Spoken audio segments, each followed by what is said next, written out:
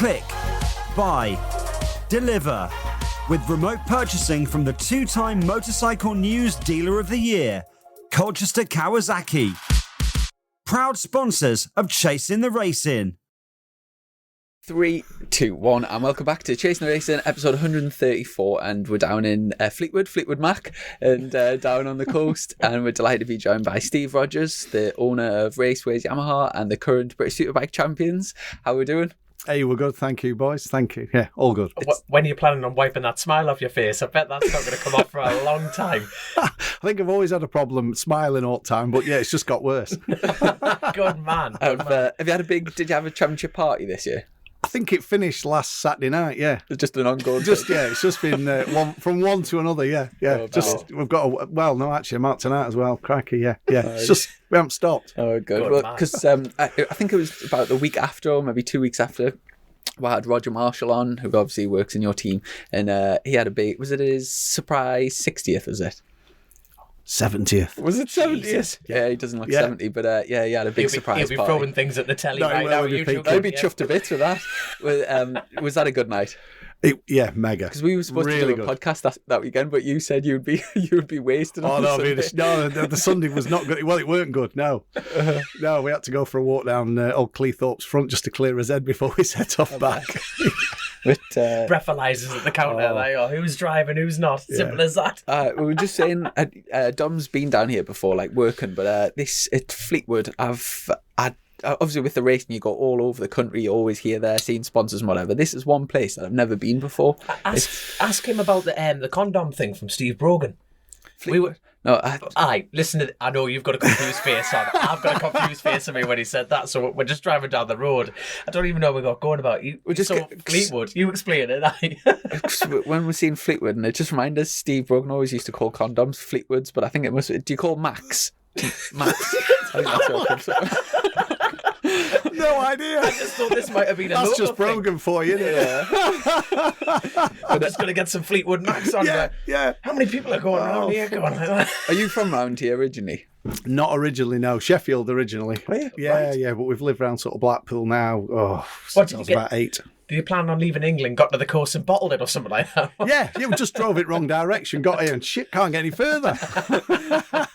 It seems like a nice place, man. You're not far from... Don't speak to Chris. Spanner hates it. Really? Hates coming. With a vengeance, honestly. Why is that? I don't know. Just Lincoln way. No, he's not. It's Peterborough. Is he somewhere around that way or somewhere? So how does his work commitments work then? So does he Stanford, because he keeps telling us it's the best place to live, isn't it, Chris, apparently, in the UK.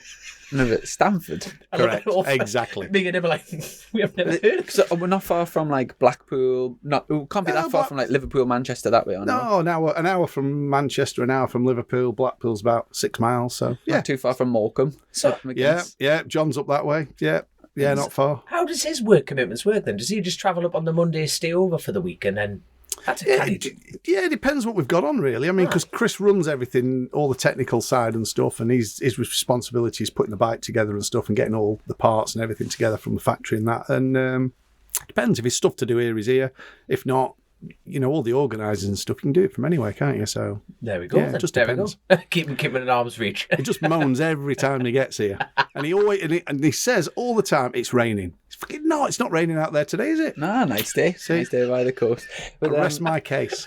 There's an ice bucket factory down the road there. It's obviously sunshine and lollipops here all the time. Correct. What's that? The ice manufacturer? It was, yeah. Well, because the docks, obviously, there's no fishing trawlers anymore. So obviously, they did used to make all the ice there for all the fish when they came off the boats. So obviously, that sort of went. So then they went doing, it was called party ice. So they made all the ice that you go into Iceland and buy in bags and stuff. Anyway, I think it's gone now, full stop. So there we are, a bit of history of the area. You see. So how does a lad from Rotherham get a motorcycle team and move to Fleetwood Mac and wear dodgy condoms? I just don't... Yeah, good question. Yeah. Where did it all start for you? Well, we came here sort of when I was like sort of 8, and then school and all that. And originally, I was leaving school, going on a YTS at the local BMW dealer. Anyway, they were building a new showroom, all this, and it weren't going to be ready. So, and I weren't going to wait 3 months. So I went working at a motorcycle, Vinduckets in Cleveland. So I went working there, and that was it. I sort of unfortunately had my accident on a bike when I was 17, and we opened his own shop when we was 21, and yeah, it went from there. So was that a case of when you were leaving school, you were getting into being a mechanic? No, well, I was going to go in parts and stuff, do the parts and stuff, and they said, "Oh, can you wait till the new place is built? We'll start there." And you can't wait when you're a kid, can you? So. Yeah. So even before like 17, then, so we're like motocrossing kind of thing, or what was the crack that got your first love of motorbikes? Well, I just went working there, and then I'd got 17. I'd got a little 50 at 16, like everyone has, DT50 MX thing, you know. We just went working there, and there was sort of, the owner had raced in the past, and so had the sales guys, and they'd got like classic bikes, so they still did sort of the classic TT and the parade laps and stuff. Yeah. I think he had an Air Mackie and a G50 or something. Oh, you know, bikes. So yeah, proper things like proper bikes. Yeah, back in the day, yeah. Do you know how much they're worth now? Like 50, 60 grand, you know? Yeah. I'm telling you. Yeah. Bloody fortune. Yeah. Lovely little things. They were meant. Yeah, they were lovely. His eyes rolled over there. You think, I know there's one in a shed. Yeah, back of Rotherham. Yeah. Oh, God. Get Chris. Get the bolt croppers more off. Could do with finding one. Crikey. Yeah, it'd be handy, wouldn't it? And so you were saying they wanted you to wait until they started the new dealership. Yeah, and you couldn't wait, could you? So there was another opportunity to go and work at a motorcycle dealership in the parts there, and I thought, oh, go and have a do at that. So we did, and just sort of went from there. So I was lucky really, because I did the parts, then did all the warranty stuff, then went in the office when I'd had my accident, so we did all the VAT, all the sales, all that. So you sort of could do everything. So it made sense then to go on his own. So we did that when I was 21. Straight into the home business. So is that the same place as what you've had ever since? No, we built this about 16 years ago. Right. Yeah. There we go. Yeah. So that was the third place. The second one was where the petrol station is just down the road. Oh, yeah. Yeah, that was where Asda is. Yeah. And have you always been Yamaha all that time? We started Aprilia, and then obviously Peugeot scooters, Italjet, all that sort of stuff when the scooter job was booming. And then when we took on Yamaha the year before we moved here, and so we had a Yamaha and Aprilia, and then as soon as we moved here, it just made sense just to go Premier. Exclusive, you know. And how what was the introduction to the racing? I don't know, we sort of, Jonathan, who's one of the directors here, we went to school together and that, and me and Jonathan opened the shop. But before we opened, really, he wanted to go racing, so we did that mini stock 125. So Jonathan was riding, we sort of looked after the bike. We had a little, I think it's a TZR 125, and it was good because there was Neil Hodgson, there was a lad called Mark Norman, unfortunately got killed at Darley, didn't he? And there was there was a few in it. And Jonathan he won quite a lot of the races. I think he finished third in championship or something. So that's what got us into it and that, yeah. And was that back? Oh, James Hayden was in it as well. Yeah, there was James as well, yeah. Yeah. What sort of year was that? Some big names there. 98. Right, and have you been flat out involved with the racing ever since then? Yeah, we've had a few years off, didn't we? We sort of ran Kev Maudsley on 125s as well in BSB, and did wild card at Donington in 93. Opened the Cardos Championship as well in 93 with Kev. That was good. I think Kev put it second on grid. There was Checker, I think Checker was on the grid, Scalvini, Alzamora. Dirt Rowdies was pole, who was current world champion. Kev just tipped up, never even been there before, put it second on grid. It was mad. It was good, yeah. Yeah. That was some crack back at the Orden, there we go. Oh, yeah. So, I tell you what, if you don't mind me asking, what your accident, was it a bike accident that you were in, or a car? Yeah, no, bike, yeah, when I was 17, yeah.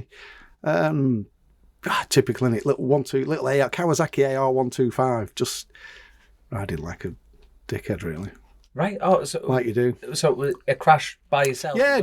No. Just it would set for some traffic lights, and I thought, we'll pass this car. Anyway, the car was a little bit faster than I thought, and anyway, next minute we're in front of a shop. Jesus. Yeah. Wet. So it wasn't exactly ideal. But... So that after your recovery and stuff like that, you you can only imagine that people normally go, not quite for me anymore. You've done the opposite. You've got to get a race team and win. It's just British Championships like you do.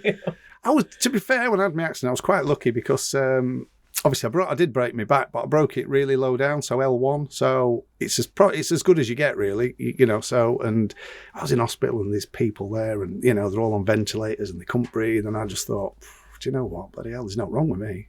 I need to just get on with it. So that was it. So we just cracked on. It's great attitude, isn't it? That's one of them things when life gives you lemons, make lemonade type of thing, and just crack on. And I think if you're in that situation, when you're young at 17 sort of thing, you have an accident, you deal with it a lot better because you're young and you just get on with it, don't you? Yeah. And I think if you're a bit older, it's a little bit more, it's a lot more difficult, I think. So, yeah.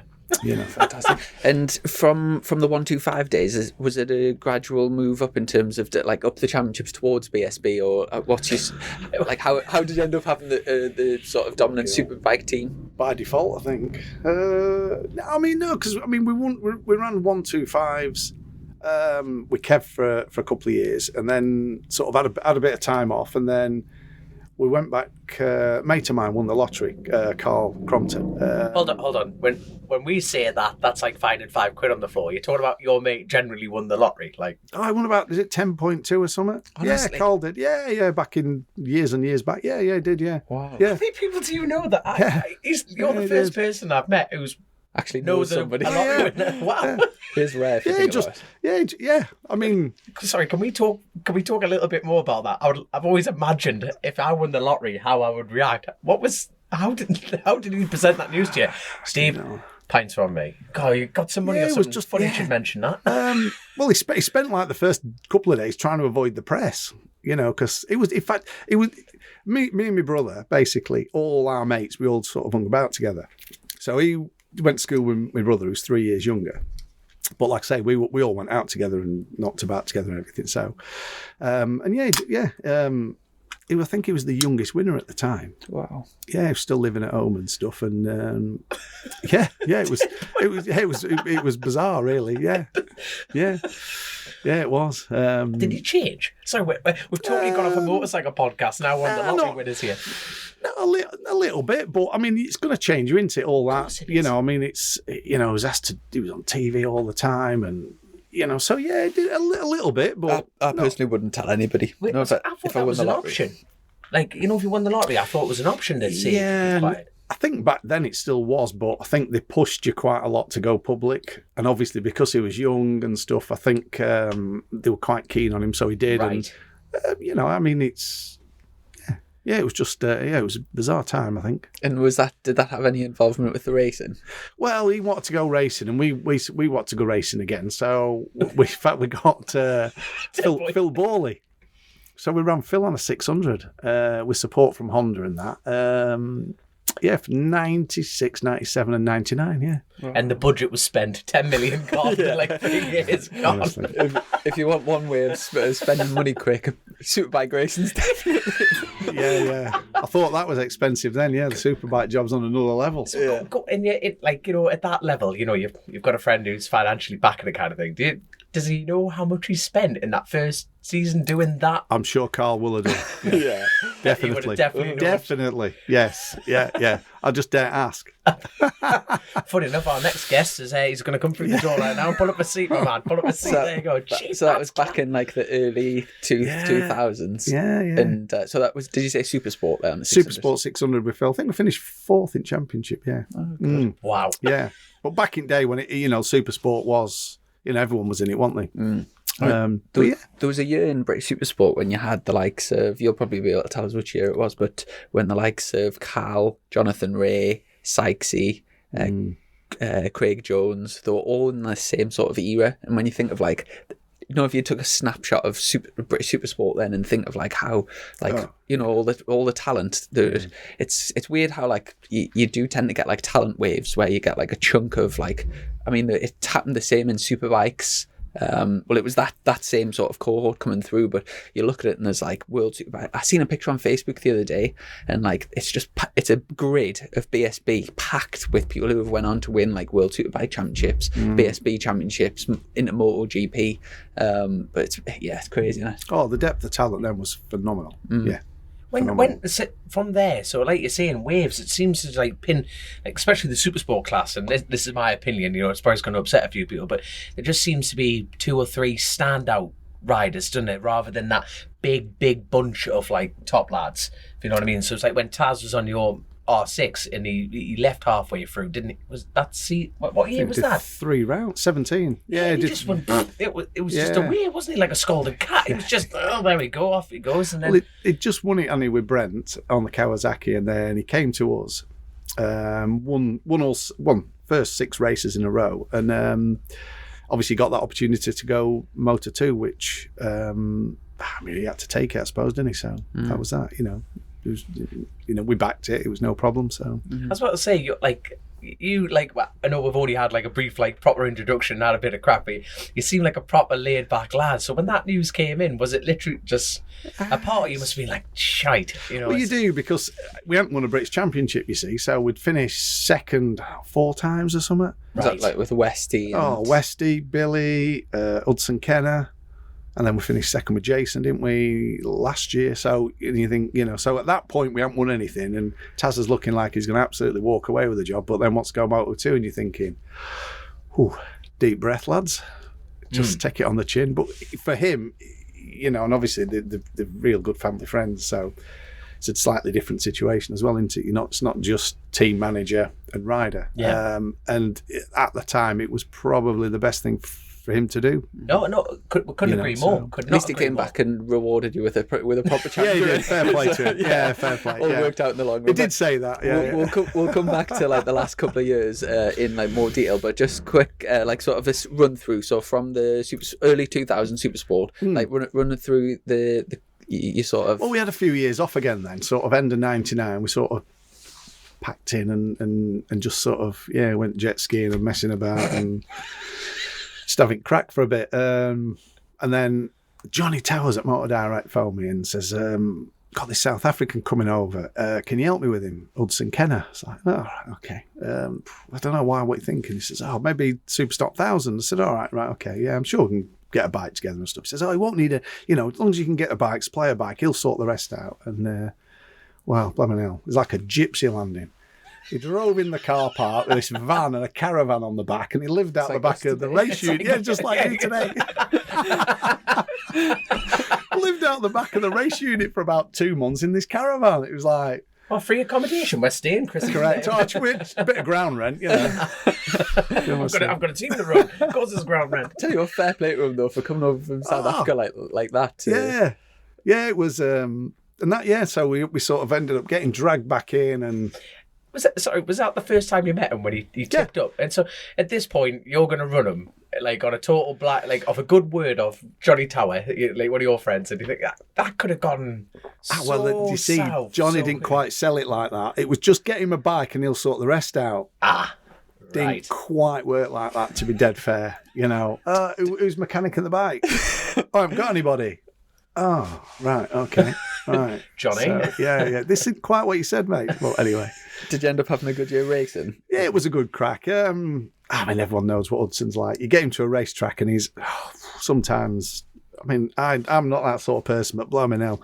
He had me blooming doing all sorts of... it's just... Yeah, he was... His determination to win was mega. But when you're having to protest people because he thinks they cheated, and you're having to do it because you're trying to keep the wheels on the wagon to keep your rider's head on, it's just not my thing, really. You know what I mean? So, but we had some good years, to be fair. But you got him back here and go out on a night out. It was a real good crack. Mm-hmm. Have you seen the free tech series he's set up over here? Yeah, it's unbelievably popular. That Either no insurance. We did one at Mallory not too long ago. There was 120. I think it was 121 bikes on the grid. Is that where there was the carnage on the start? Yeah. I watched it. I phoned him up. Driver, what are you doing? To be fair, I guess Hudson organised it, so it's sort of his responsibility, but that wasn't actually it was the starter lady that caused the miscommunication. Next time I was watching, basically what happened was usually everyone's lined up there and the bikes are all lined up here, and she puts it's usually the St. George's Cross flag up in the air, and when it goes down, that means run. Where she blew a whistle to get everyone's attention to basically say, like, look at me. But when she blew 2 red flags up, right, and then blew the whistle, and everyone just went, right, go. No, well, she blew the whistle to get everyone's attention ready to go, but half the people interpreted that as the start of the race. So like half of them ran where she stood there with the flags up, like she hasn't dropped the flag yet, but then there's like 50 people ran to the bike, started them and started accelerating. So yeah, it was. Do you know what? It's a bloody good job no one was seriously injured there, because it could have been really nasty, that. But on the whole, the rest of that day we did rolling starts and it was absolutely fine. But yeah, Hudson is doing a good job with that. It does look real good, to be fair. Cheap racing, like you can get a bike for a couple of £100, and it's like, I mean, there's proper beaten up all bits of rubbish. It's a proper crack, like it is a proper crack. It is something to do. So how long was Hudson riding for you then? We did 6, 7, and 8. 3 years. 3 years, right? Yeah. Yeah, we put up with job for 3 years. And that was in Stock 1000? Stock 1000, then we did Supersport in 08, didn't we? So we did Supersport in 08. And we got all the electronics and all the stuff off Cal's bike, to be fair, from which was when it was Yamaha Germany. Wow. So you ran them on a Yamaha at Stock 1000 at this point? I mean, Stock 1000 in 06 and 07, and then Supersport 600 on a Yamaha R6 in 08. Right. Which had everything. It was proper thing, traction, launch, anti-wheelie, blooming blip, everything. It was a mega bike, to be fair. Where did he finish? Second. Who won it? Glenn. How was it? Yeah, Glenn won it, yeah. Mm-hmm. Yeah. So, when you started the racing up, so what point did you get like a full establishment with Yamaha? You've set up a dealership and stuff, and you're selling bikes on their behalf, but at what point were you able to start ringing the factory going, can we try this, can we try that, 08 really. Well, 07 we ran the R1 and did a reasonable job, to be fair, and then 08 we were sort of with the official 600 team. And we had Andy Jameson sort of, looking after all the technical side of stuff, and Jonathan, who used to build all the engines. It was good. Yeah, it was mega. Bike was real good. Yeah, it was really good. Good thing. And except for that, I remember Silverstone's funny. He goes out free practice. This is typical Hudson. Comes and gets off it, doesn't even hold the bike, let go of it. Goes, why have we brought a knife to a gunfight? And then on the Sunday, won the race by about 5 seconds. Honestly, this is where you were with him all the time. It was entertaining. What did you say to him when he won it then? Come on, you'll remember. Well, I don't think we can repeat it. Honestly.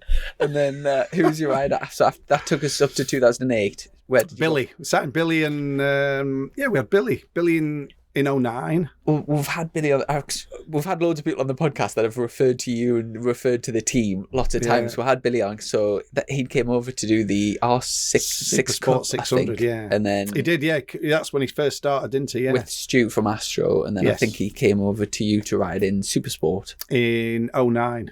Yeah, he did Supersport with us in 09 and 010. That would have been a bit of it. Like, I don't know Hudson that well, but I don't know Billy that well either. But that character difference, how much? Well, was there much of a character difference between them? Off-track, shall I say? Yeah, both a good crack. I mean, to be fair, Hudson was get him off track and away from racing. He was a good crack. He was mint, real good. He just his attitude at racing was everyone was cheating. That. But if he could cheat and get away with it, it'd be him cheating. Which was sorry, Hudson, but that's how it was. If he thought cheating is only cheating if you get caught in his eyes. Right. But everyone else is cheating. So anyway, strange old one, but yeah. Strange old one. So what was Billy like to work with? Billy was good. Yeah, good crap, Billy. Yeah, he appreciated everything. And fair play to him, did a good job, didn't he? Yeah. He's a lovely lad. Sorry, as you can probably tell in this podcast, I ruin the timelines every time. So is Billy on a Supersport next year? Is that right, or what? I keep hearing different things. Don't think it's been confirmed yet, has it? Aye, because the last thing we all heard is the Nation is a bit like he's on for Alan from OMG Racing yet again, but he says he's not sure what class. But him back at Supersport, because when was he last on a Supersport bike, Billy? Was it the Triumph? Yeah, I think it was. Yeah, I think he won it on the Triumph, I think, didn't he? The Smith's Triumph, was it? Yeah, I think so, yeah. Jeez, that would have been a few years ago now, was it? Yeah. I'm not sure what he's got. I don't know where he's at. I think he's got an option for Supersport or Super Stock, so... Right. I think, I don't know what he's deciding he's going to do. Yeah, it'd be interesting. Well, it'd be on something Yamaha anyway, considering you've supplied your workshop to that team now. So it'd be interesting to see what happens from that point. So anyway, back to Billy. Where do we go from after Billy then riding for you? Well, Billy stayed. Then Westy signed for 2010 as well. So we had Billy and Westy. Would that been your first time with two riders under the same banner? No, because before that in Supersport, we had Ronan Quarmby in 08 with Hudson. Right. Who then went to World Supersport after that. And then AJ Ventnor in 09 with Billy. Jesus, AJ. He still does the roads now and then, doesn't he? Yes, he does. Yeah, he does. Yeah, he did a South year with us. Yeah, lad as well, isn't he? Yeah. So. But at this point, had you dipped your toe in road racing, or does that come later on in the timeline? Later on, really, yeah, later on. Then we did 2010, didn't we, with Billy and Westy, because we finished second with Billy in 09, and then we thought, right, that's it, we'll just get the best two riders, and we'll win it. Anyway, we still finished second in 2010. Was there not something controversial when the year with Billy, was there not something to do at Silverstone where someone took someone out and it was like really like... Yeah. Was that not between him and Glenn or something? Plater. Steve Plater, wasn't it? Yeah. That's when Stuart threw me out of his office at Silverstone, yeah. Did he? Yeah. What were you complaining about? Yeah, something? slightly. Yeah, ever so slightly. And then every time we go there now, he tries to get the lift turned off, so I can't get up there. Get that out of order sign right now. Can you talk about that story, or is it a bit? No, it's just we had a sort of slightly difference of opinion, but obviously he won. Right. Leave it at that. Yeah. I presume you have a good relationship now with Stuart. Oh yeah, always have really. Yeah, no, it's just sometimes. I think I'm right. He thinks he's right, but he always has the final answer, doesn't he? Or so that's how it is. Oh, I tell you what, sometimes. Yet again, I'm totally throwing a spanner in this conversation as I normally do. But let's talk about like race control decisions. Did you watch the F1? Now, I didn't watch it, but have you seen it? I've seen the highlights, right? So basically, the lapped car situation. Do you think Max deserved that title? I'm going to be careful how I word that. Of course, he deserved it. Yes. Yes. Did he deserve it in how it ended up? I'm not sure. I got the theory behind it, because I get the theory where let's clear the lap cars in front so the two of them could race. But then, because I'm still trying to pick out detail. I'm hearing different stories of it. So how many cars was Max? But when they said the lap cars can overtake the pace car, this is going into the final lap. So how many was it 3 or 4? Is that 5? I think. And he had fresh tyres. It's a bit. Well, they'd got fresher tyres, yeah, but they took the gamble, hadn't they, that there possibly would be a safety car. So they'd pulled him in and put tyres on. I think they pulled him in during the safety car, didn't they? They did, so that seemed to have worked, but it's a bit like it's a proper talking around piece, isn't it? I don't really follow Formula 1, so I didn't. I don't follow it at all, but basically that was a world championship decision based on a race control like that. That was a massive call, that, because they've never done it before, nothing like that. And it's how, when you talk about race control and getting involved in actual racing, it's a difficult. It was really, because they've done it before, I think, where they've let everyone that's been lapped past, haven't they? Have they? Yeah. But just to clear the cars in between them, it's a proper grey area, isn't it? I think they did that because there weren't time to let everybody past. Then it would have ended on a safety car. Yeah. which Hamilton would have won, obviously. But I don't know. I think I'll sit on the fence. Oh, God, it's proper. Are you a Formula 1 fan? Or I don't mind it. It's not the same as BSB. No, is it's it? not like motorbike racing, is it? Let's be serious. Craic. Nowhere near. It's a soft man sport, really. Yeah. No, it's just it's interesting because obviously we're talking about like he loves a good rant about the green paint situations and running off track limits and stuff. But I would totally agree. It almost ruins the atmosphere of the actual live event, isn't it? Sounds like you're selling some bikes today. I hope so. Do you sell jets? What the hell's that riding on? I was wondering that, thinking, Craic, that exhaust ain't quite legal. Get it from Raceways, kids. Oh my goodness, yeah. So massively diverse off that. So yeah, out of order signs on elevators, absolutely brilliant. That's where we got to on that one. Yeah. So do you know the Keith Flint situation with the team traction control? Was that to do with you? No, it's Grant really. That Grant Bunting.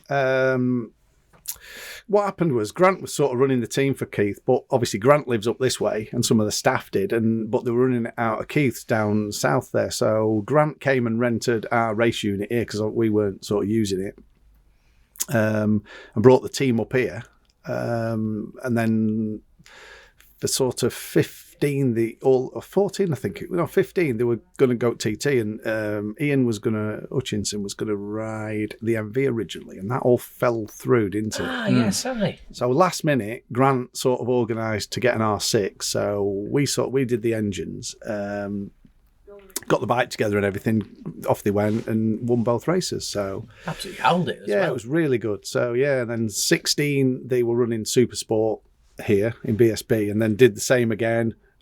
We did all the engines from that year, and then obviously won both races again, which was unbelievable. Yeah, because who was in charge of the bike design that year? In my opinion, that was the best. Like Hutchie in the black camo, that and everything. It looked mint. It looked absolutely class. Did look good, yeah. Well, I think a lot of that had come from Keith. I think because Keith loved all the camo job and stuff.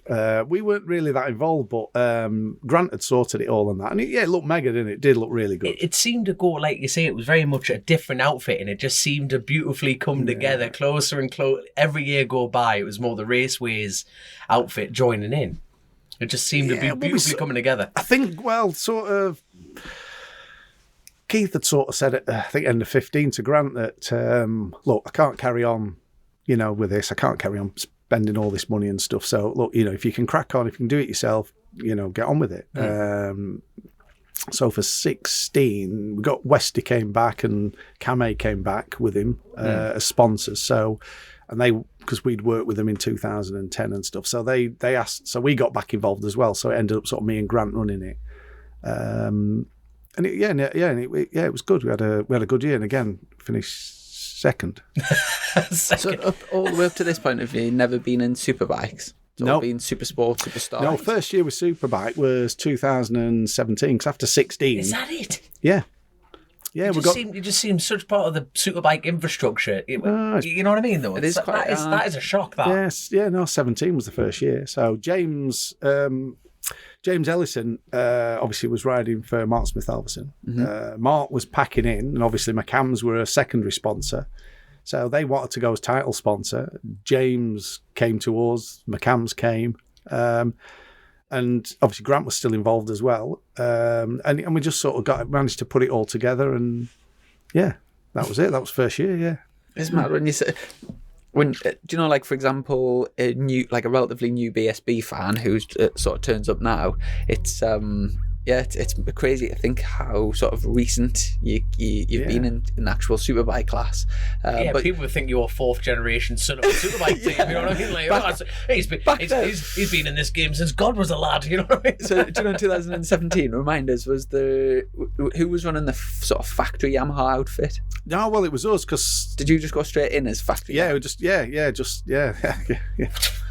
Yeah, well, yeah. When you think about it now, it weren't really the way to go. But yeah, we got all the support from the factory. We had Lav, Michael, and James. Yeah. Jesus, two serious goers, like serious goers. Yeah, we had Tim there as well that year. Chris Anderson. It was a good year. It was difficult. I mean, we won races in his first year.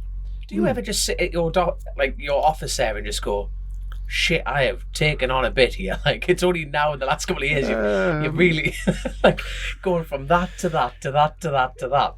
That's a rapid progression, really, in my opinion. Yeah, it is. But like I say, I mean, 18 we signed Josh, which good, bad, or indifferent. I don't know what, we probably expectation was massive, and we probably shouldn't have done it in second year in Superbike, really. Because the McCams, he did the Milwaukee. He won his first. He won in 15, didn't he, on that Milwaukee? Was it. So do you think that pressure came from because he's won on a Yamaha before that? Yeah, he won on a Yamaha, and it was. I think so. I think his expectation was win. We thought we were going to win, and it was difficult. What did you think didn't work out that year? I think the team didn't have the experience as a team, and I think we were still short of a few people, that year. Because, as you say, it's all about people, isn't it? You need the right people in the right place to do the job, really. So, as a bare minimum, for example, for one rider, because I've been very lucky, I got invited to one of your garages, and it's brilliantly ran, really brilliantly. How people don't fall over each other. Everyone's even got a queue to get in and out that corridor. Was beautiful work. But so, on a minimum per rider, how many staff do you need for one weekend? Well, each rider has got a crew chief and 2 staff. Then you'll have Tim doing the electronics. We've got Mike Norton doing the suspension. You've got Emma doing the tyres, and then there's a couple of lads sort of just sorting stuff as well. So there's. So that's really a minimum of 8, like per rider. They share the electronics. Share right. Mike at Olin's. So how much? Going to your electronics man, that must be a bit of a headache. Are the riders quite in a similar ballpark, like Jason and Taron, or is it like? Because that's 2 lots of information with theoretically a fair bit of different feedback. Is that a correct thing to say? He's good, Tim, though, isn't he? He's good. He's like, I'm keeping Tim. Don't upset Tim, Tom. Don't upset Tim. Yeah, it is a lot of work. And we're not having 2. It's just, can't afford 2. one Tim will do. Tim will do. Tim will do. Simple as that. But no, God, must be a difficult thing, having 2 lots. Is there a big difference between it? But there is a physical difference in both of them. The bikes are ever so slightly different, and some of the electronics are a little bit different. But once you've got all the base maps and everything done, Tim's mainly, especially through the session, is just tweaking stuff. So as one comes in, plugs in, he'll do his little bit. What they want altering on there, they might want a little bit here, a little bit there. He'll do that, and then the next one comes in, he plugs in. So it's not too bad. And then if there's massive work to do, he'll do it in between sessions and stuff. But. So busy man, Tim. So your first year you had Ellison and Michael Haverty, and then the year after, Ellison and Brooksy sort of swapped from your team to Tag, didn't they? So then you got Brooksy. Did you keep Michael Haverty that year as well? No, Taz came back, didn't he? So we you had Brooksy and Taz. Yeah, and Taz. So we put Taz on a Superbike. And who was higher up by the end of the season that year? Oh, Josh, I think finished 4th in championship. We went into the last round and he still had the opportunity or had the chance. The weather was shocking but he still could have finished 2nd in the championship. Right. But we finished 4th, and it was tough, and I think we learned a lot from it, to be fair, as a team. Yeah. And going into because the following season, that was when you had Taz and Jason, wasn't it? Yes. And at the first round, I remember pre-season testing, and you seemed to take a massive step forward from in that off-season period. And the first round at Silverstone, you had mega, but both lads had mega good pace. Was there much of a was it just a case of getting more used to the bike, or did you bring in some influential staff, or what was? Yeah, we made a few changes with staff and stuff, and we had a bit of an upgrade on some parts. The winter test went really well. That was it, really. You did 3 European tracks in the same week or something that year. It wasn't through the testing period. It was you went to... Yeah, was it Monte Blanco? Mind you, Taz did launch himself at Monte Blanco, to be dead fair. I think it was, I think it was 19, yeah. Right. Yeah. What happened there? You're laughing. That's an uncomfortable laughter. That I'm laughing, but on the inside I'm crying. Yeah, it was peeing blood and battered and bruised. You're thinking, this is all we need winter test, But not a good way to start the season. I think it was that same test. Danny Buchan lost his brakes flat out on the straight. Can you remember that?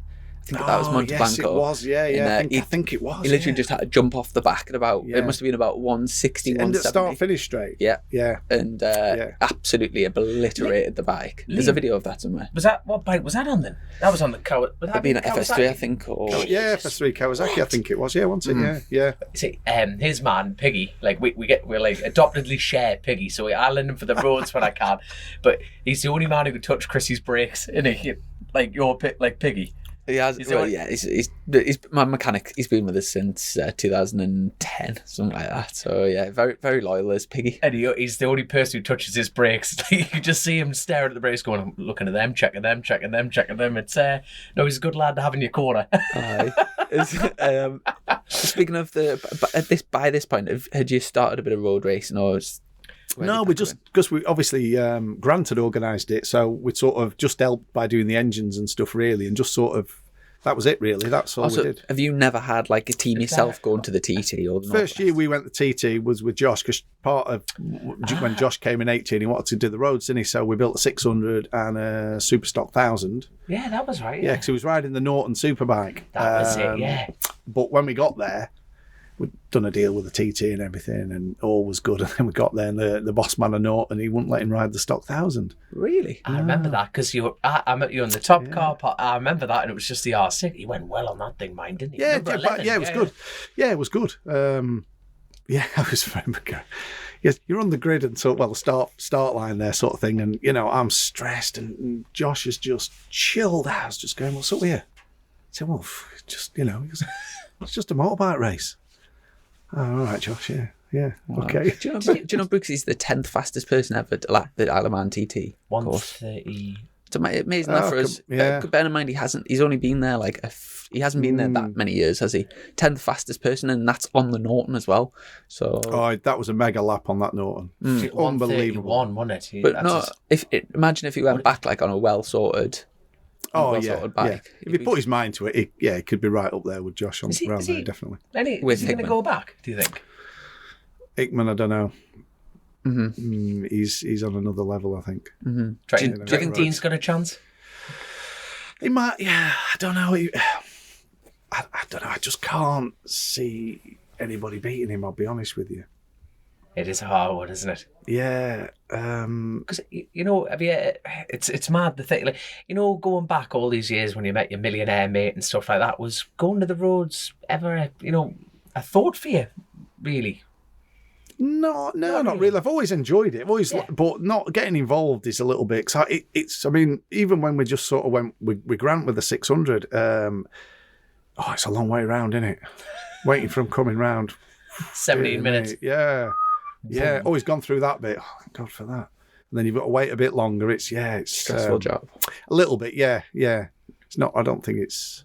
Have you been for a lap in a car and just gone, whoa? I've had some of it. Some of it. I've not. I haven't done it all now. I think when we went last time, somebody lent us one of these Focus RSs. Anyway, Josh got his hands on it. Oh, but that would put you off. He took Lee and Adam from Yamaha for a lap. Oh man, they come out green, white. Really? They were just did them in, wrote them off. Yeah.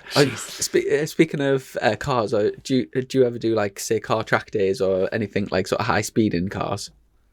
No, I should do, but I haven't done. No, I've never done one. I should do. I just think I'm going to crash car. I sort of think I'm not that good. I'll probably put it into the Armco and be sat there with my head in my hands. It's mad how like a man like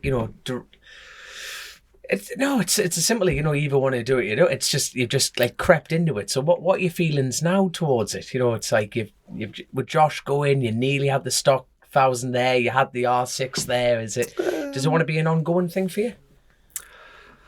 I mean, we had done a deal with Ian for this year to do the roads on a superbike, a stocker, and a 600. Right. The 600 was Alistair's actually.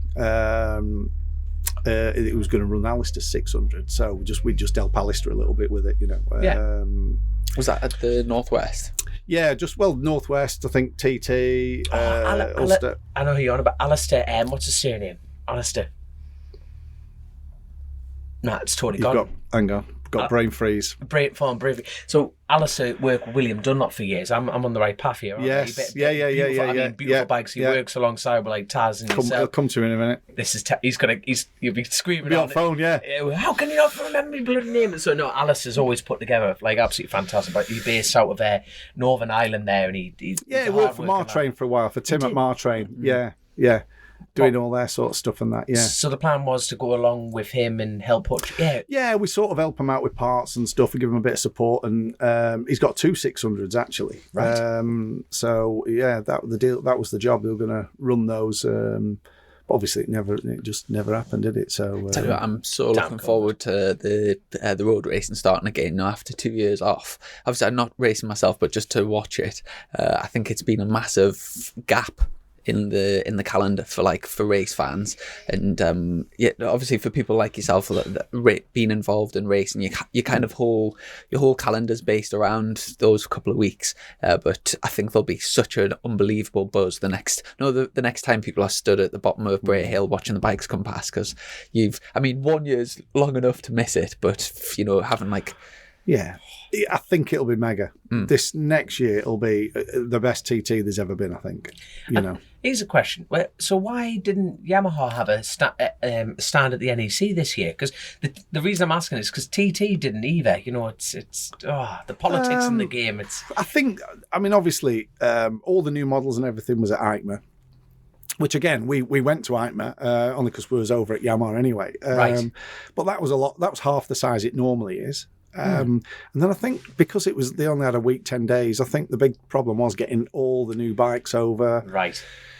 Massive cost. And I think because obviously, Yamaha's had this big push the last couple of years with all the dealers have had all the showrooms done. They've got new point of sale stuff, so they've had a massive investment of all the dealers really. So I think the big thing is to push the customer to the dealer. Yeah. To come and see the new models in your showrooms and stuff, which really, I get that, and yeah, for me, I've probably the right choice. 100%. It's just you just hear lots of questions, and you know what it's like, especially these days. Everyone's conspiracy theory. Why aren't Yamaha there? And for me, it was a bit worrying with the NEC attendance was a lot lower than what it usually is. I think usually it's about 110,000. I think that the last time it was on, it was 66,000 this year, something like that. So quite a lot, considerably. It felt quieter when we were there. Massively. I only went for the 1 day, but it's don't get me wrong. We're not saying, why is this happening? You know what I mean? It's totally understandable that the times we're in, but for me it was a bit like, the TT need a big push next year. Anything? Why? People look at the blank space and gone, why? Yeah. Which was a shame, really. I know what you mean, but I don't think it'll affect anything. Which is good to hear. Yeah. Yeah, I don't at all. I don't think it'll affect anything at all. I might have a bit more budget for racing, Lee. You never know. Yeah. I was going to say they're spending all the money on winning like every championship going. I think this must be Yamaha's most successful year ever. I think this, isn't it? It's got to be. Oh, definitely, yeah. So won everything, haven't they? Pretty much. I think ZMX1 they didn't they? That was it, really. Yeah, bar everything else. Was it Tommy? Yeah, Tommy Sills on the Honda, I believe, won that. And then the only other person was Jack Kennedy on that 636 stopped you in the British Supersport. You won stock. Yeah. But then you literally won MX2 motocross and then MAA, MotoGP, Worlds. We were just having a bit of crap before, and I bet you were shitting yourself watching that top rack race going, please win it, please win it, please win it, please win it, because it's the clean sweep. That's it, yeah. And it makes job a bit easier getting all your parts out the Italians as well when they're happy. I'll tell you what, I've got to ask one question before I totally forget. So I've just noticed this logo coming up more and more. It's on your arm there, GY.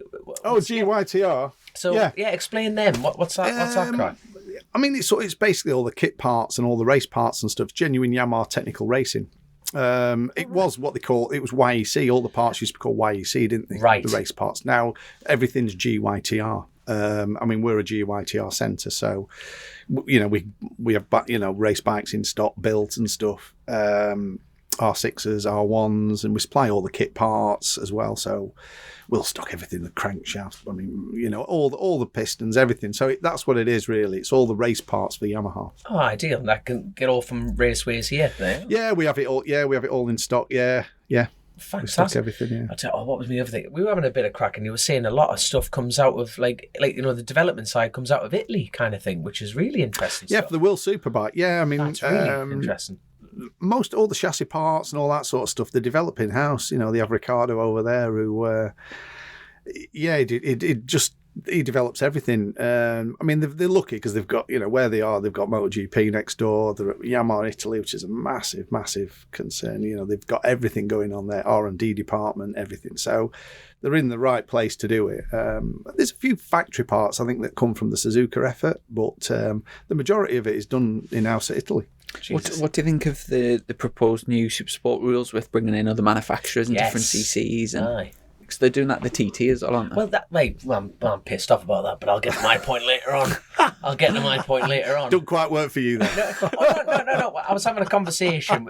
When the reason I'm saying that is because I rang up 3 months ago and I had a cracking sponsor lined up and said, all right, well, if they do change the rules and stuff like that, if they do follow the World Superbike regs, we'll get you a newer bike. Because Kawasaki and the Hondas, they don't make the new bikes anymore. They're just, that's the end of that. So you have to buy an R6 to have an up-to-date bike. So when I rang up and they were saying, we're not changing the rules from last year, which means you have to stick with the 600 that you've got. I think that's more than understandable. And then I was down at the NEC on Tuesday and Peter Hickman's sitting there with a big smile on his face. God love him. He's going, I'm running a 765 next year at the Isle of Man. Oh, well, that's opened up a can of worms. So that means we can all go buy 636s, or the regs aren't released yet for the TT. That's the thing, but they haven't released them yet. Right. So we don't know what can be run and nothing. But if Hickman's allowed to run a 765, that can only because that'll bring it in line with the similar rules of BSB and Worlds now. Because you can run. Yeah. They've been running them with the Triumph lads, which means you can run 636s and. Ducati, you can run a Ducati next year, is that right? Yeah, is it the 899? Yeah, because I think Josh Day is going to run one in British Supersport. That will be interesting. Okay. So what's your thoughts on the Supersport change then? Something's got to happen because you've got to remember it's a road-based championship, hasn't it? And all of a sudden we haven't got any road bikes in that class. I mean, because even the R6 is now just race only. It doesn't come homologated for road, what should I say, type approved for road use. So we've got to keep, racing bikes that in a road bike championship that we sell. Mm-hmm. So, yeah, it does make sense. I mean, it's easy to just go, let's keep it as it is because we sell Yamahas and the Yamahas, the R6 is the one to have. Yeah. But if we want to keep everybody racing and keep it going, then we do need other manufacturers in it, So. Be a hard thing to police mine, won't it? It will be. Yeah. Because you think there's different revs and this and that. And like you got a 765, which is nowhere near a bloody 600. And then you got the 8, whatever the bloody hell it is. And Smarty will have his work cut out, won't he? Plugging into everything. It's the same as with the junior Supersport classes, sort of trying to keep all the manufacturers sort of quite level. And I think they try and do it on the ECU, don't they? And just make sure because they're all different CCs as well, aren't they, in the 300 class? Well, they're called... Yes. It's not the 300s, it's the junior Supersport class. Yes. But you've got KTM, Yamaha, Kawasaki. Is there anything else that you can have now? That's about it, I think, really, yeah. It's hard because obviously with the Yamaha, even with all the kit thrown at it, it's horsepower wise, it's the same as the Kawasaki. We're just trying to get a little bit more grunt, just so it can match the Kawasaki for grunt, really. Which we're just working on at the minute. But like say, you're trying to get a level playing field, and it's very difficult, especially when one's a 400 and one's a 320. That class has been criticised quite a lot in the World Championship, not so much the British Championship, but mainly in the World Championship about because they're so close, big packs of riders. Do you have any?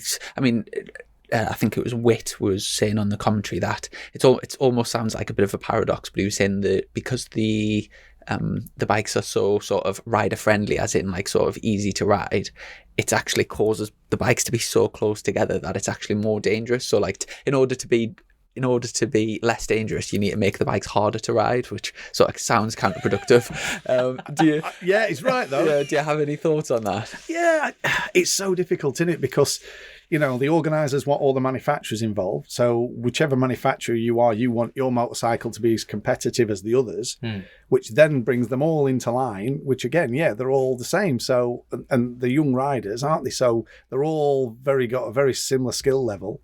And the 10 or 15 can win. Mm-hmm. So, it does. I get it 100%, but I don't know how else you sort of police it. I know. And there's also the big thing about increasing the minimum age, but that's also caused a thing. So I'm not 100% up to scratch with this, but I'm pretty sure the junior class, like British Talent Cup, it was 13, it's gone up to 14, and then 15, then 15 the year after, and then I think 16 the year after. But what it means is if you're 12 now, you kind of need to get into it this year.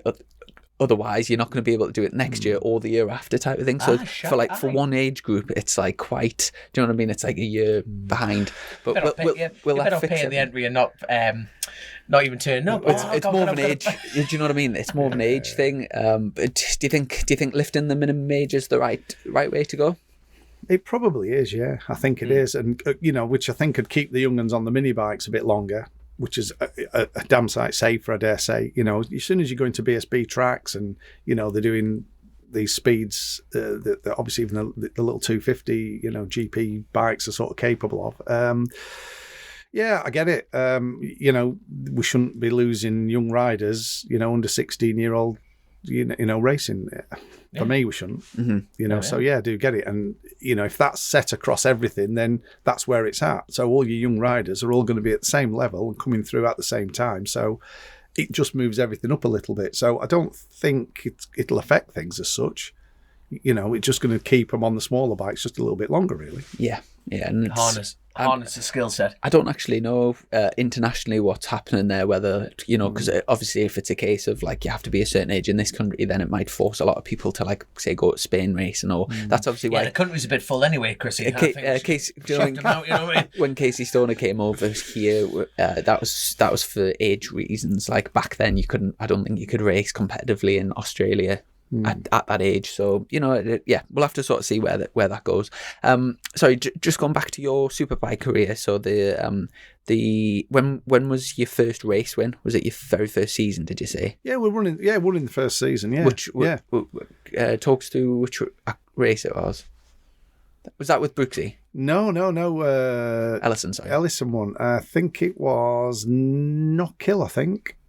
I think it was Knockhill, yeah. Must be. It was because I wasn't there. Was it? No, honestly. No. What were you doing? Oh, I'd got something on and I couldn't make it. 17, sort of. Grant was still sort of running it, and I was sort of, well, me and Grant ran it, but Grant was sort of managing it still in 18 and 17. You see, so and I can't remember. I'd got something on.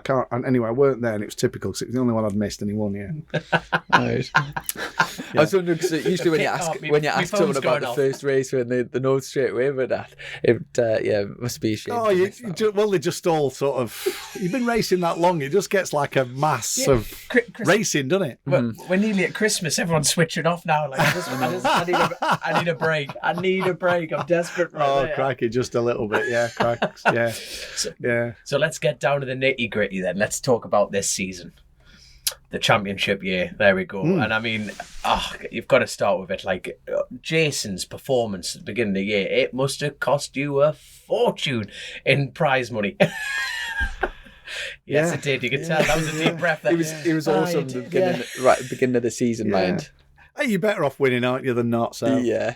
No, he was unbelievable. To be fair, it was unreal. First round at Alton. I mean, we've actually had Jason and Christian on, both talking about the same race and from like the different perspective. But yeah, Jason just seemed to have something in his back pocket, like an answer for everything at the beginning of the season, and just double at the first round. I think he had a little crash at Knockhill, but he was just so consistent, and he almost looked untouchable, didn't he?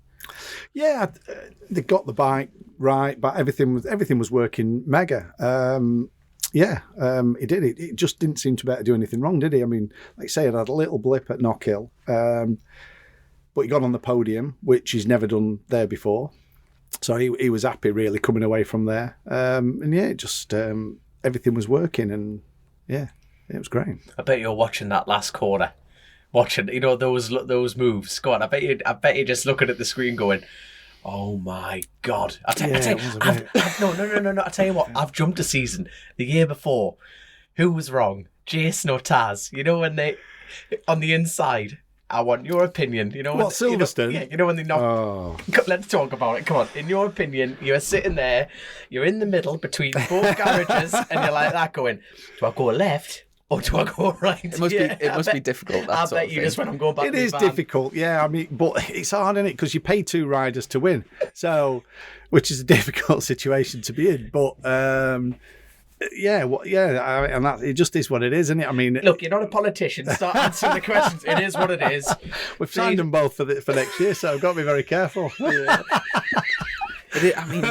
So on one side, you've just got your first race win with Taz, and then on the other side, you feel like horrendously sore and bitter about what happened to Jason. So it must just be unbelievably difficult to manage that situation. It is, because very much so. I mean, Taz didn't mean any malice by it. He just, he thought there was a gap, and on the rumble strip.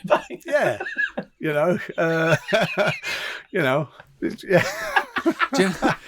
you know in terms of so some team owners get very much involved with what's going on in the actual running in the garage. Some take a step back and just kind of observe.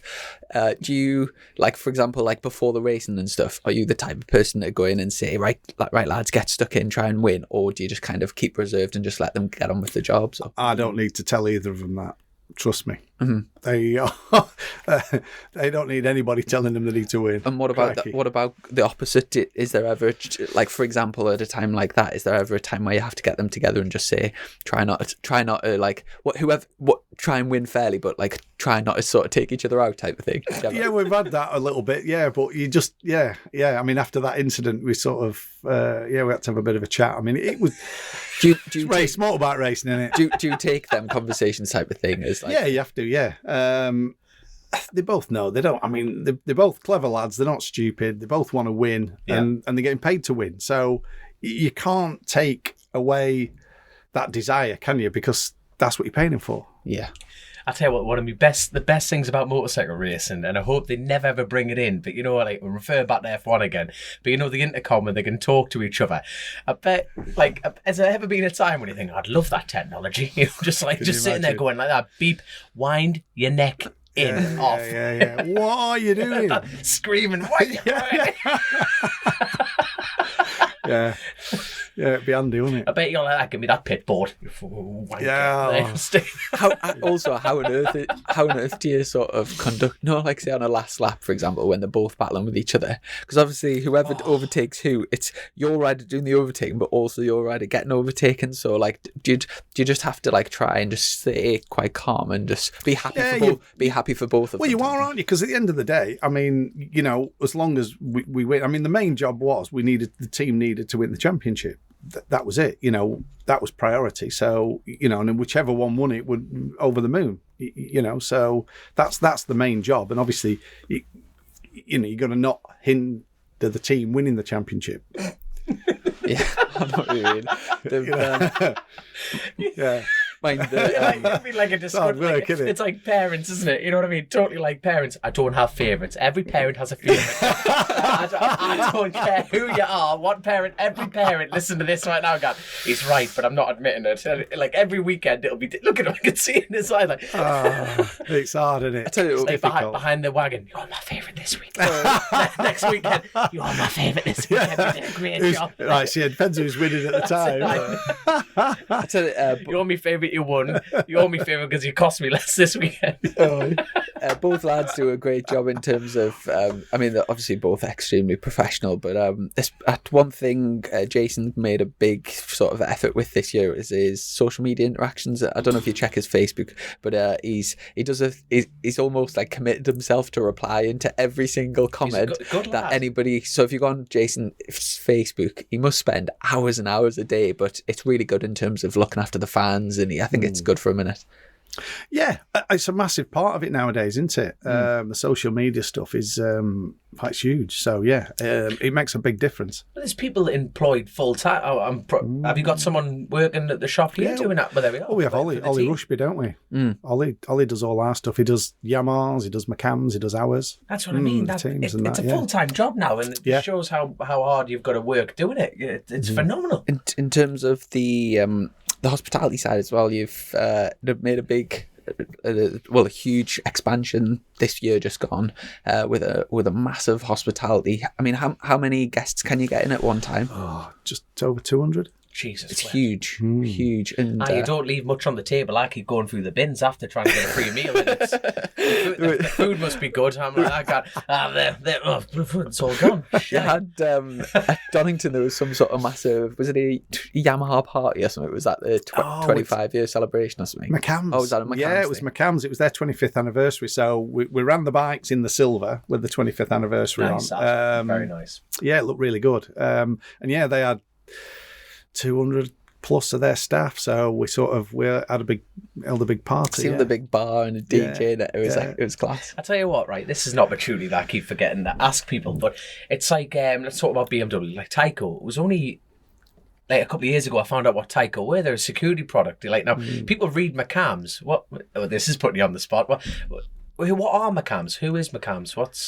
Well, it's McCann's. It's part of direct accident management. So what they do is basically you get knocked off your bike. You know, it's somebody else's fault. They'll hire you a bike. They'll do all the solicitor stuff. You know, the claim and everything, and they do all that. So I mean, the biggest in the UK now. So the cars, which is the Dams. They do bikes, which is McCams. And then they do cycles as well now, which is CAMS. So, Jesus, yeah, and it's all part of an EXO group, which is a PLC. So they have the solicitors, so it's all in house, everything. Right. You know, the hires, the whole lot. So yeah, so for them to be at the top of the motorcycle game, it's important for their business. So no, it's interesting because you always.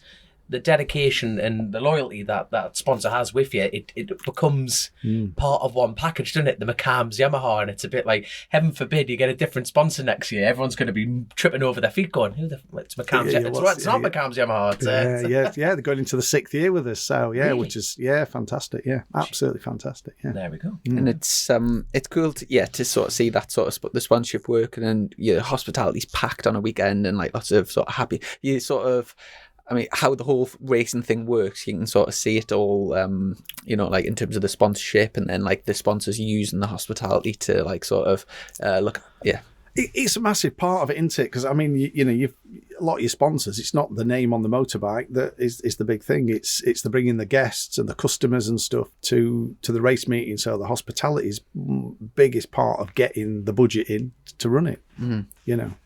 And in terms of, do you know, the other team owners, and kind of, do you kind of socialise with the other team owners a lot, and like sort of, or do you just kind of keep yourself to yourself? Or is it like the Illuminati, you meet? Yes. Is it like an exclusive club? Stuart Higgs is at the front.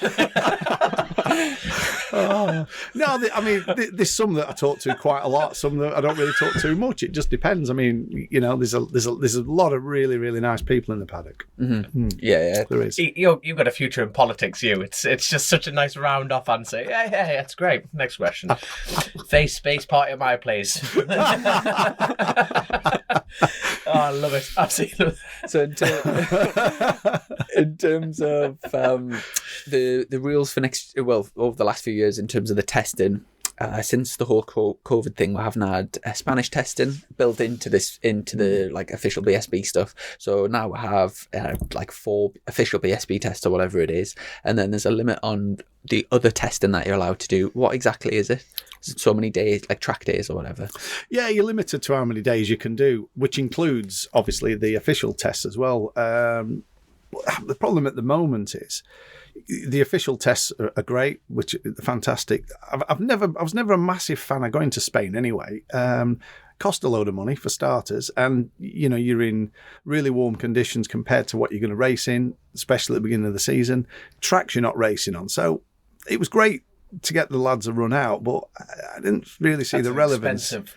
Yeah. It is really, to be honest. But again, you're probably far better sending them out on a super stock bike just to go and do some laps than tipping up with full superbikes, your full team, and all the rest. For me, and then doing the serious testing at the BSB tests. But because of COVID, nobody's been able to get to a lot of track days abroad and stuff. You're struggling to get tracks in the UK outside of the BSB tests anyway to test because track days are full and all the rest. Difficult thing, because we've just seen there's OMG who have recently purchased a Yamaha from you, and there's Bradley Ray. He's gone out and smashed the lap record at Cartagena. Have you seen that? Yeah. Oh, Yeah, God. yeah. Yeah. Is that on Jason's bike? Yes. Well, they bought Jason's, so they took that one, and then we built another brand new one because obviously we kept Taz's. So we built another brand new one and sent that out as well. So they had a bike each. And then obviously Chris went, Anthony went, and Tim Seed went. So sent 3 of the staff out. So just to get them up to speed and just to save them a little bit of time on direction and stuff. And he went. Yeah, Brad went really, really well. In terms, obviously you've put a hell of a lot of time, effort, and just like a massive commitment to sort of get to where you are. And in terms of teams, you've absolutely dominated the championship this year. So you've kind of got the special ingredients to win the British Championship. Most people would be very precious over that information. I'll sell you that bike without the forks, the shock. Is it not? That chassis, we're going to have to change the chassis. We're going to put a Kawasaki one in there. Just from what you've just said, you seem to be very sort of forthcoming in terms of helping, say, OMG. Do you have the attitude of you can have the information, but you've still got to go out and beat my lads, or are you? Yeah, you just seem to be very sort of open in terms of helping them out, sending over your best men. The thing is, it's like if you look at the World Superbikes, there's obviously Pata team and obviously there's GRT. Well, GRT can get the same as Pata, and Yamaha in the UK, Italy and the UK, they want 4 Yamahas at the front. So it's, they get what they get, and, we'll set the job up and we'll give them, and, they'll have to run it themselves, and then we have to rely on our riders doing their job, that's the whole point of it is with the official team, and Yamaha want 4 Yamahas at the front. Yeah, so you think of the bigger picture rather than your own, directly your own team, isn't it? You're thinking if you can get Yamaha. We've got all the staff and we've got everything in place to do our job at the weekends, haven't we? And we've got, I think, the 2 best riders in the championship. So, we've no worries on that side. We just have to go and do our job week in, week out, don't we? Speaking of next year, obviously there's rumours. I don't know if it's confirmed yet, but there's rumours to be Haslam and Sykesy coming back, both from World Superbikes. You've signed Sykes, haven't you?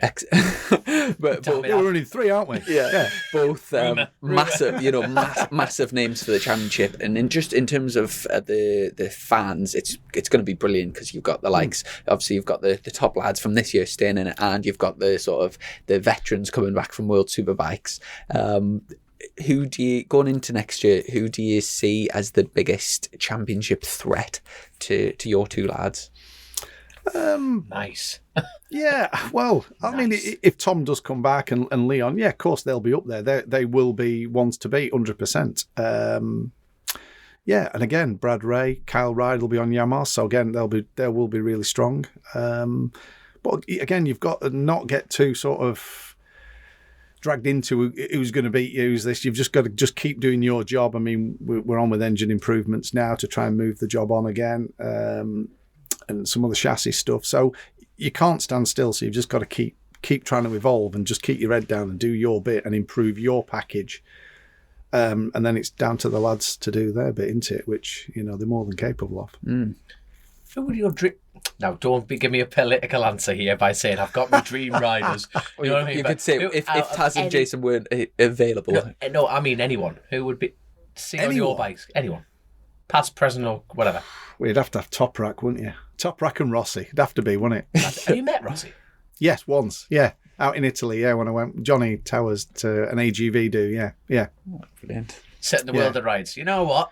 This is the crack. This is the crack. Now then, mate, sit down. Driver.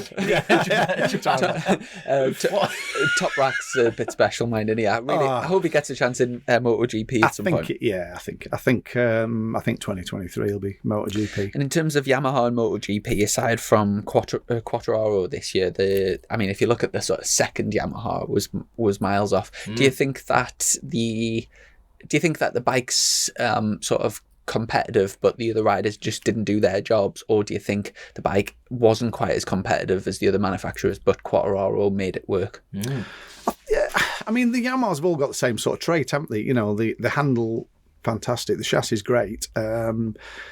Possibly the MotoGP bike doesn't quite have the outright performance of some of the others, maybe. But at tracks where it does excel, they make the most of it.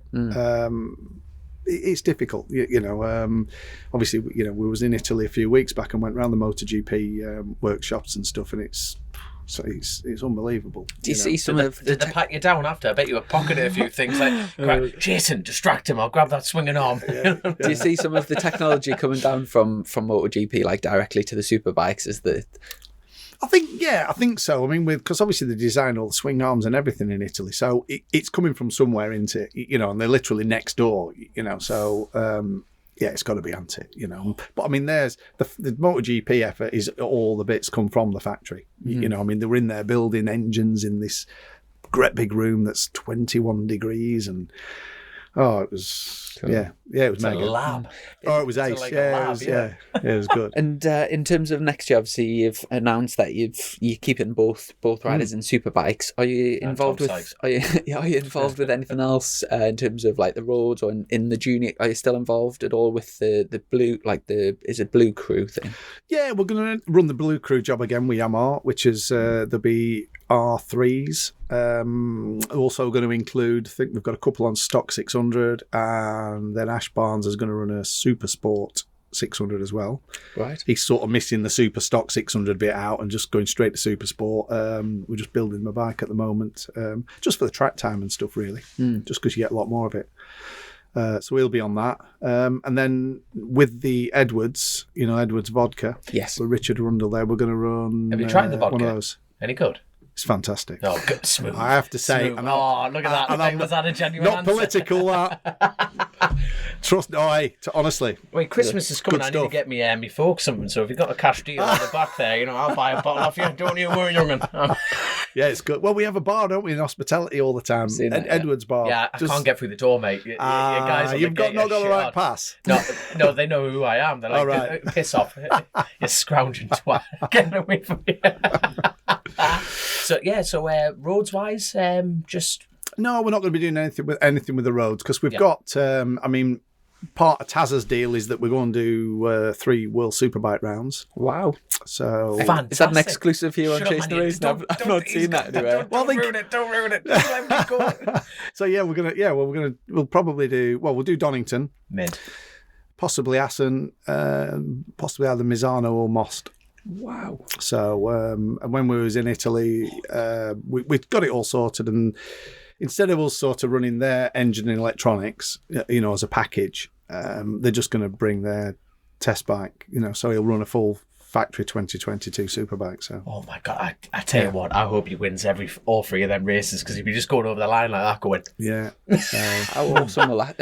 That'll be a hell of a thing for yourself as well, won't it? Oh my God! Yeah, it'd be good. Yeah, it'd be fantastic, really. Yeah. So, and again, you've got to try not to take too much on because obviously you don't want to water down the BSB job. So. Yeah. To go and do the roads as well, there just wouldn't be enough. Too much on. Yeah, you just take too much on, and it's. Have you dipped your toe in World Superbikes before? Is this your first? No, I did a wild card with Hudson on the 600s at World Supersport. Mm-hmm. Yeah. And do you have visions of going there full time in the future? No, not really. No, to be honest with you, no. No. Fair. No, it's not. I've never really bothered. UK's fine, and I think the travelling would do me in, and yeah. No, there you are. No. So you ever had pressure from any other lads just saying, "Can we go to Worlds? Can we go to Worlds?" No. It's that natural progression as a rider kind of thing, isn't it? Yeah, I think I mean, Jason's at a point in his career where he wants to win the British Championship. Yes. Yeah. Taz, he's at a point where he wants to go worlds, but obviously there wasn't a good enough ride available, for this year. So it made sense to stay. That's what I mean. I can't get there with your team on them bikes. I hope he wins every single one of them, because everyone will be just like, oh damn, we've missed a trick here. Yeah, that'll be amazing. I think for me, if he holds on, there's possibly a couple of opportunities at the end of 2022 at Yamaha. So right. So to do a good job in Britain again, and then reasonably good job at the World Rounds, and obviously Yamaha are serious because obviously they're providing a full 2022 bike. So I think it's the way to go. Yeah, I think the opportunities at the end of next year are far better than what they were this year. Yes. Fantastic. It sounds brilliant. Aside from Haslam and Sykesy, is there anybody else coming into the championship that you're aware of from like Europe? Or I think they're the only two coming from World Superbikes. I think that's it. I don't think there's anybody else coming back, is there, at the minute? No. I think that's it. No. What about how do you think Vickers will go on the FHO bike? That's been announced from now. Kawasaki on the BM, hasn't he? So yeah, showed flashes of brilliance. It does, massively, and I don't know. I mean, there's a lot of crashing and stuff at the end, which I don't know whether he was putting pressure on himself, because obviously at the time there was talk of him going to Paul Bird, so at PBM. So I don't know if he was just trying a little bit too hard. I just don't. I'm not sure, but it just all unfolded a little bit for him, didn't it, towards the end of the year? But I'm glad he's got an opportunity. Be interesting to see how it gets on. In terms of, I've got some Patreon questions which we'll get on to, but I've just got a few of my questions first. In terms of running a team, a lot of people will be listening who are like massively into bike racing and whatever. If you had to sort of compress into like quite a short answer, why do you do what you do? Why do you put so much time, money and effort into and stress into running a superbike team? How would you answer it? I want to win. Is that it? We want to win. Do you just get do you get an emotional kick out of winning the race, and which is just like you don't find elsewhere in life? Yeah, you do. Yeah, it is very much so. You've just got this sort of we want to try and be the best we can and win. Mm-hmm. That's you look at it, and over all the years we've been involved in motorcycling since I was 16, and the pinnacle is to try and win the British Championship. I mean, business is great and all the rest. It's what to win BSB, and we have done it. I don't know if you listened to when we had Jason on the podcast. Yes, I did. Yeah, he actually he would have been there with the popcorn. Let's see what he's going to say. He actually said that it was something to do with I think I asked him the difference between when he was riding at Honda and when he was riding at your place, and that was more or less his answer, which was, in a very sort of political way, that's kind of how he answered it. He said, like, with you, it's all about winning. And I think he said something like, if we needed something that was like 10 grand, I would. If you thought it was going to help win, it wouldn't be a problem, because it's it's not, you're not doing it for like a job or for this or for that. It's 100% you're there to win. There's a massive difference between a problem and a hassle.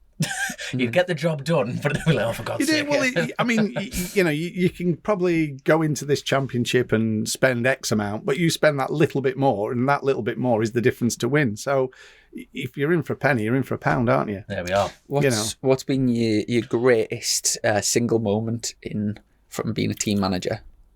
Winning it this year. So the moment that you went over the line. Oh yeah, because all those years of work and pulling everything together and putting the right people together, and it was just Any part of you thinking about, I'm going to call this a day after you won it? Was there a moment you sat down with the wife and just went, Wendy. Well, you met Wens before. I think the last probably 6 weeks before the champion, well, definitely 4 weeks, I think she'd have probably left at any moment. She said I was an absolute nightmare to live with. Really? Yeah. What, just the stress? I think, because the pressure's on, obviously, you want to win, you obviously got the manufacturer, you've got the sponsors, you put pressure on yourself because you want to win. And obviously we were 1-2 in the championship, so expectations there as well. And it was. I think she said it was hard work. Oh, God love her. At least she knows what she's going to deal with next year. It's not going to be a Correct. shock for a God love her. No, that's it. I think it Here didn't- comes the last 3 months. No, Jesus, yeah. I'm off to my mum's. That's it. Got the hotel booked. Have a good time. Do you ever find, do you know, like, for example, when Rossi was at his peak in MotoGP and, so, for example, when he was teammates with Colin Edwards and Colin kind of knew his place in the team, like the whole team was structured around Rossi trying to win, and Colin was there to help Rossi win. Basically, there was never a question of Colin winning, and they remained really good friends and worked together closely. And then there's other teams, a little bit like when Lorenzo joined the team, and instantly, because they were both fighting to be alpha male in the team, and they both were trying to get that number one, it was a very successful team, but it was a lot more difficult in terms of like managing the whole situation. Obviously, this the way you've got your team set up, you've got two lads that are both capable of winning the championship, both things. Is it? Would you say you prefer to have them having two riders that are both capable of winning, or is it in an ideal situation? Would you sometimes prefer to have like? Do you know what I mean? Do you know what I'm saying? A good one, not too good. It's a difficult question, but you kind of get what I'm asking. Yeah, I prefer it as it is. We've two riders that can win. Do you keep spare plyboard? Just in case you need it, like, you know what I mean, like that. You just nudge it, like Grant there, going like that. Silverstone Put this the year. wall in. Yeah, that's it. Put the wall in. That was a difficult one as well, because it's one of them things. It's I just lost. Oh God, that was. It was a difficult one. And I mean, everybody was we're all a bit vocal and stuff, but it wasn't the. It again, the main job has been this year is to win the championship. The team win the championship. One of the riders, obviously, but we had to win the championship. And the thing there was obviously, straight after, I wander in and they both led it medical centre, both not looking right good, and you're thinking, oh. And it was a racing incident, it was just one of those things. He went under, got on the gas, and just unfortunately outside and collected Jason. It was just one of those things. But, at that moment, the pressure, and you're thinking, oh, it's all over. Don't believe this, But anyway, and then they went and won both races day after. Mm-hmm. I bet your drive home's up. Yeah, can you pull in at Morrison's? I need a bottle of wine here. En route. Yeah, but we can only get the little love. I don't care. I need a bottle of wine. But and that's. But again, it's like I keep saying it. But that's what you're paying for, and they both admit it. And if you speak to them, they push each other on. Oh God, you need that. They massively push each other on. I mean, we took them both to Italy with us. Me, Chris, Jason, and Taz, and we did have a good crack. To be fair. Oh, good. Yeah, it was good. Yeah.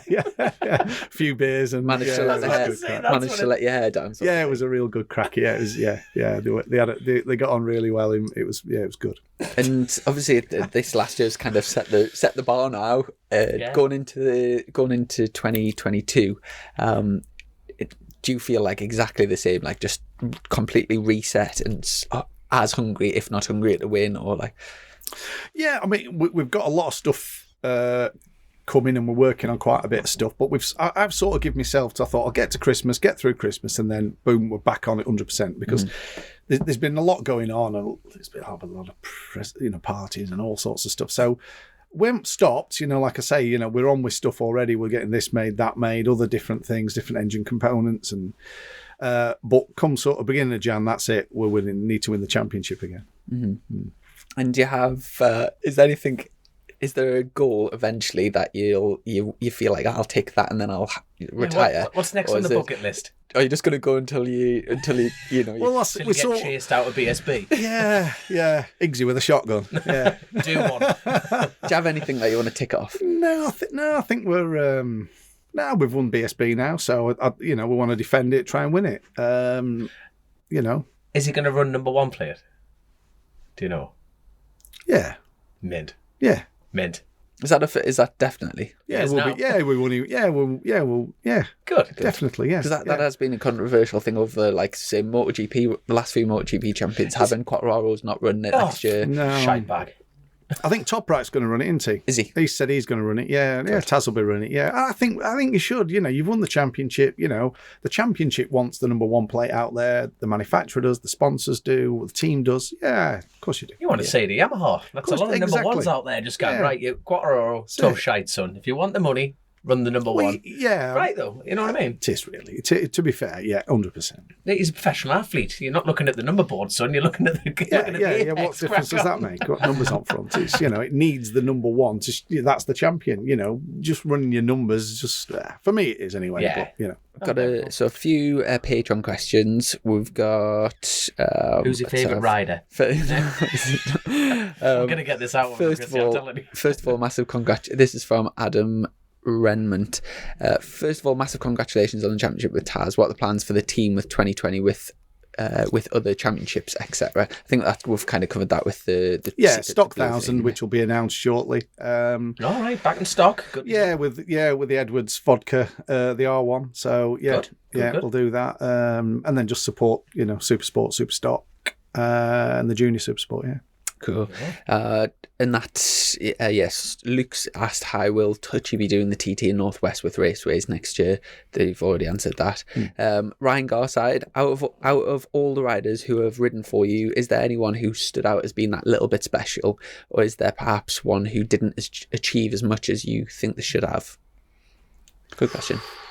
Well, I mean, Taz obviously has won the championship. You can't not mention Taz because, I mean, obviously we put him on a superbike 4 years ago. I still remember him saying when he went to Moto 2, I just can't see myself on a superbike round Alton Park. I think that was part of his excuse to go, you know what I mean? And then obviously he won a race now, hasn't he, at Alton Park on a superbike. How often do you ever rub that in his face now again? I remember you try not to. I have mentioned it, yes. Good lad. But like you said earlier, though, like that experience that he gained might have been invaluable in terms of what he's brought 100%. Back. Yeah, he came back a different rider, I mean, I know he had a tough time there, but he did come back a different rider. So yeah, Taz, I mean, Jason's done a mega job. You got to think, he'd had quite a few years in BSB and then and in Superbikes and stock. And I think he'd won one race, and then now, I mean, Craic, he dominated most of the year. Yeah, 11 this year. Mm. And did Taz do 10? So he had 10, 21 race wins out of 33. Was the 33 races? It's a big chunk, isn't it, for one team? Yeah, it was good. Yeah. Huge. We've got all the trophies in there. I know, that's a lot of trophies. Get in there. That's just this year's. I was about to say, do you have to move them every night? I feel sorry for one of your staff that put that back down, move that, move this. Well, everyone keeps borrowing bikes, so they have to take everything. Bike goes off. So went NEC last week, and it's cool having Taz's bike there next to. Is that Neil's actual bike? Yeah, that's the actual bike. Yeah, the boost bike. Yeah, it's Neil's that one. Mint. Yeah, cool. Is that it's 25-year difference or something? It is. Because it was Neil won the first one, Taz won the 25th. Crazy, isn't it? Well, when we picked ours up from NEC, it was there, so Tony put it in the van. Bring it back, lad. I was about to say, the NEC fully aware of this bike is. There'll be some bloke like, where's this purple one? I'm getting sacked. Cheers, Steve.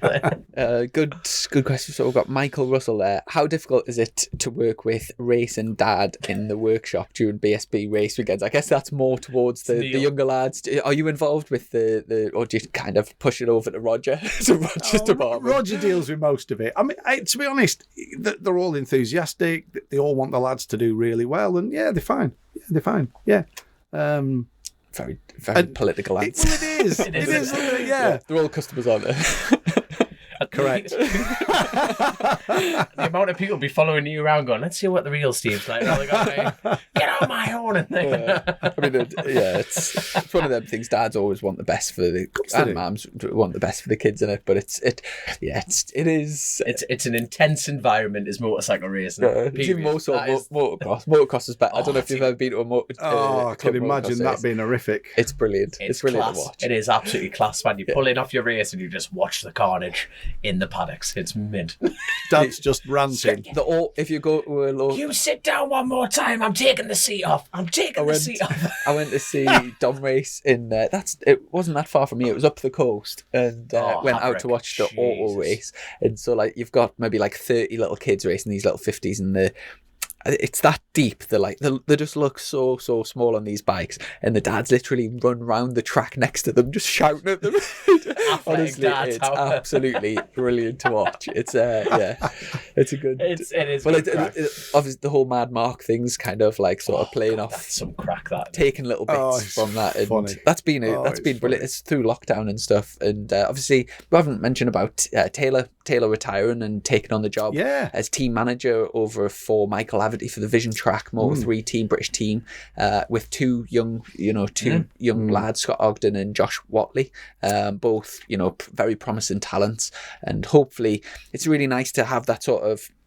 And fair play to the Vision Track lads for doing it, but to have that thing all the way into the World Championship, because we haven't actually had a British team there, so to sort of have the opportunity that if there's young lads that are doing the business here, and sorry, I keep saying young lads, but young people, to get into the, do you know what I mean? Get the World Championships. I think Simon at Vision Track, I mean, he's doing a fantastic thing, really, because I think, there isn't really, like you say, a team to bring them through.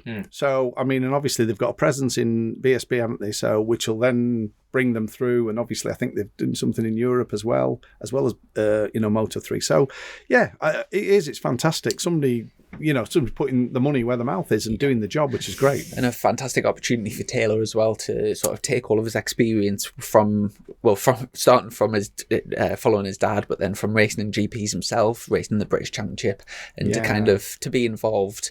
It's sort of, in one sense, it's disappointing that he's not going to be racing, because obviously he's a really good, a very good rider and a good competitor. But it's really nice to see him sort of putting all those skills to good use and to help the sort of next generation come through.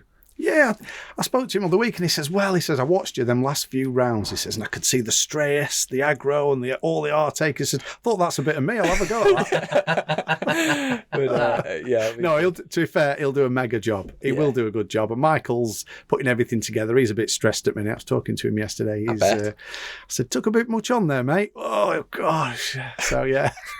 But I'm sure it'll all come together, and they'll do a great job. It'll be good. Yeah. Without a doubt. Yeah. Because Michael rode for you that year in Superbikes. Yes. I've heard he's very good at development, like in terms of like his feedback's like unbelievably good. So it's good. I mean, it's exciting times ahead, isn't it? It is. I'll have a quick look for any more Patreon questions. I think that's pretty much everything.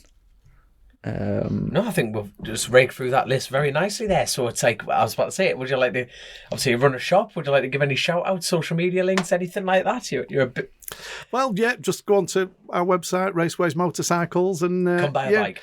Come and buy a motorbike, yeah. Simple as that. Have you got plans for over the Christmas? Nothing. He's going to do nothing. I think we're out tonight, bit of a night out with lads tonight, and then week off, and we're up the lakes this Christmas, so yeah. Oh, up Lake District, so yeah. I'm out there on the trials, but I think you spoke to Kev, who's my spotter, up in Windermere, and we get up there quite a bit. So I think we've got a nice pub booked out for a nice meal tomorrow night as well. So look forward to that. Be good. I tell you what, if you bumping him, he's going to be kicking off like I want a weekend away from motorcycles, Chrissy. Get out of this pub. You lot do one. I don't trust me. That's all. It's just all it is. Motorbikes. That's it. That's it. Yeah. That's all it is. Brilliant.